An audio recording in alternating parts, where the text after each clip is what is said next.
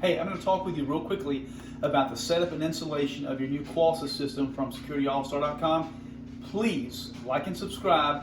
This is a quick setup for you. I think it'll teach you real quickly how to get this system in, running, up in no time.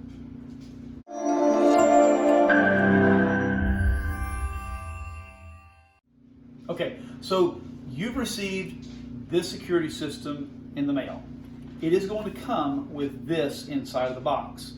You only need this if you have a bunch of security peripherals, door, window sensors, motion sensors, carbon monoxide sensors, those types of things that go with the system. We're not going to address this today. I'm only going to talk about if you received a system to replace an older system you had in your house, whether or not you have an ultrasync hub, you have an older Qolsys panel, you may have had a Livewatch, Brinks, some panel from some other company. Regardless of what it was, the Qolsys panel will allow you to take those systems over. So we're going to walk through with you real quickly a couple things to do in your home to get your home prepped to be able to program in your existing motion sensors, your existing door sensors, your existing window sensors, carbon monoxide sensors, and so forth. So follow me around the house as I'll show you real quickly the do-it-yourself way how to set this up. Okay, you want to prep all your motion sensors throughout the house. This is the professional way to do it. Piece of paper and a piece of tape. You can also do this, you can put a sock over it, you can put a small box over it, but you want to take all your motion sensors and cover up the front of them, just like so. So, just like that, piece of paper over the top, cover up your motion sensor. If you have 10 of them, cover all 10 of them up. Next, we're going to go through the house and show you what you need to do to make sure that you don't accidentally program something you're not trying to program in. Go around your house and make sure that you close all the doors that have door sensors on them. And if you have windows that are open, make sure they're in a closed position so that your sensor and your magnets are lined up. If you have smoke sensors and glass breaks, this is a smoke sensor, you will have a test or a reset button on that. That's what you'll end up doing to program that sensor into your panel if you don't know the TXID number. Most people are going to push that button to get this programmed in. Lastly, glass breaks are all slightly different.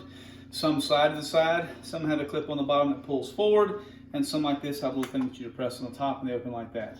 The batteries are inside. That's how you will trigger the device to self-program it into your panel. So when you take your panel out of the box, you may want to mount it on the wall, which the instructions are in the box, or you may decide what you want to do is do a bedside mount, which is on a small stand. Either way, the instructions for this are exactly the same. When your panel comes out of the box, it will automatically start up in programming mode.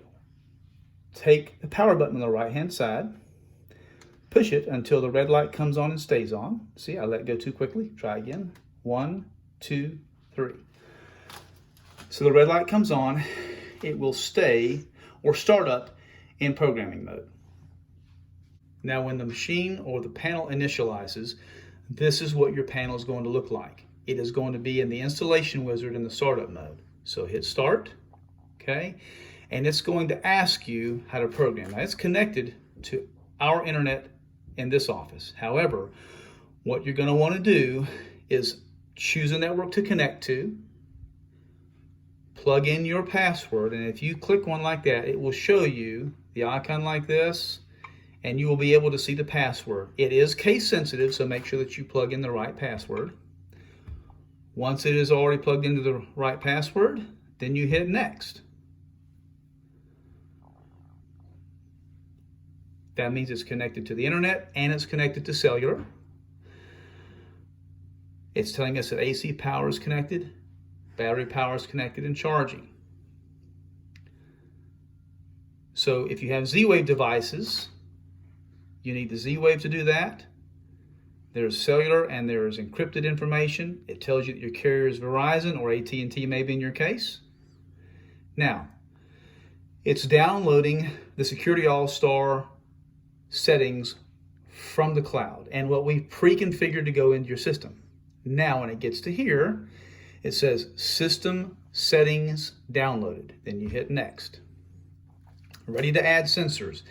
This is where you're going to go through the process for your security sensors, not your Z-Wave, not your Bluetooth, not your phone. This is just for security sensors. Those include door window sensors, glass breaks, motion sensors, carbon monoxide sensors, and smoke sensors, okay? So now we're gonna hit start. Now, you already have, for purposes of this video, you will already have door and window sensors installed. So what we're going to do is, it's asking open and close your sensors, open and close the case to trigger the device, or try pairing using the QR code scanner.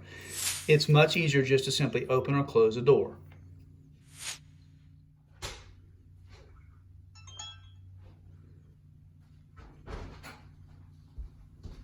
Front door open. Now that sensor on our system is already programmed in, so it's going to let you know that it's already programmed in, or it's not going to ask you for a new sensor. No sense to scan a QR code, no sense to put a sensor list in. You simply go through your house, open and close each door, and it will give you the option to add those sensors. Now we're going to open and close the case on the glass break that we saw you, which has, we've removed the tabs for the battery so it's active. There is a button on the back that you push to activate the sensor. There, and it says glass break. We can set a sound to it or not. We typically turn voice prompts off or on. And typically on these it's off. And then what you do is you hit save. Sensor added successfully. If it does not say sensor added successfully, then the sensor is not into the system. Close the case. You're going to repeat this for any devices that you need to program into the system. Back door open.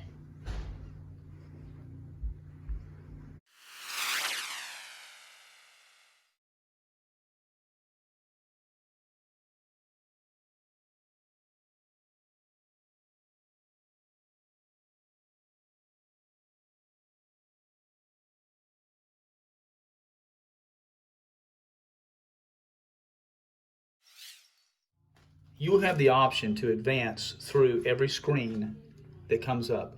It shows Bluetooth, it shows Z-Wave devices, it shows other devices. For purposes of this video, we're just talking about security devices.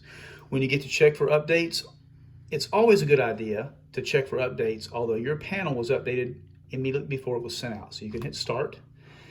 It will tell you current software, 2.4.2, available software, so we can download, and it will have a new updated software for our panel.